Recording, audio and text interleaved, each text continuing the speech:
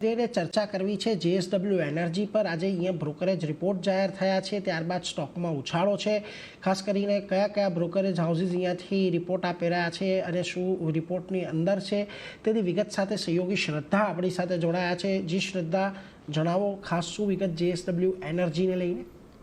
જે JSW energy પર Morgan સ્ટેનલીનો report આવ્યો છે. તેઓએ ઓવરવેટની રેટિંગ આપી છે અને લક્ષ્યાંક આપ્યા છે 659 પર શેરના. કંપનીએ સ્ટેટક્રાફ્ટ પાસેથી 1730 કરોડમાં 150 મેગાવોટનો હાઇડ્રો ટાઇડોંગ પ્લાન્ટ ખરીદવાની ડીલ કરી છે. આ ડીલ 2026 સુધીમાં પૂરી થવાની અપેક્ષા છે અને આ અધિગ્રહણથી જેએસડબલ્યુનો કુલ પોર્ટફોલિયો 30.5 ગીગાવોટ થશે, જેમાંથી 13.1 ગીગાવોટ ઓપરેશનલ થશે. ત્યારબાદ હાઇડ્રો પોર્ટફોલિયો જે 1.8 ગીગાવોટ પર થશે, જે ખાનગી પ્લેયર્સમાં સૌથી મોટો હશે એવું તેઓને લાગી રહ્યું છે. કંપનીએ તેમાં મધ્યમ ગાળાનું કેપેસિટી ગાઈડન્સ છે તેને સરપાસ કરી દીધું છે. ત્યારબાદ જેફરીઝનો પણ રિપોર્ટ આવ્યો છે. તેઓએ ખરીદારીની સલાહ આપી છે અને લક્ષ્યાંક આપ્યા છે ₹700 પર શેરના.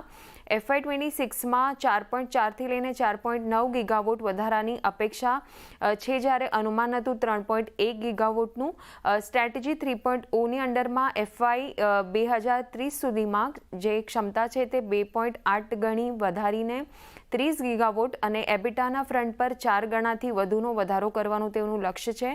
FY 27થી 30 દરમિયાન વીજળીની માંગ 6% CAGR સુધી સામાન્ય થવાની અપેક્ષા છે અને FY 25થી લઈને 28 દરમિયાન 42% એબિટા CAGRની પણ તેઓની અપેક્ષા છે અને સ્ટોક આપણને 1થી લઈને 1.5%ની વચ્ચે તેજી સાથે કારોબાર કરી રહ્યો છે આ રિપોર્ટ્સ બાદ. જુઓ, ખાસ કરીને આ એક મત બનતા દેખાઈ રહ્યા છે મોર્ગન સ્ટેનલી દ્વારા, જેફરીઝ દ્વારા જેએસડબલ્યુ એનર્જી પર, એટલે એના પર એક નજર રાખીશું.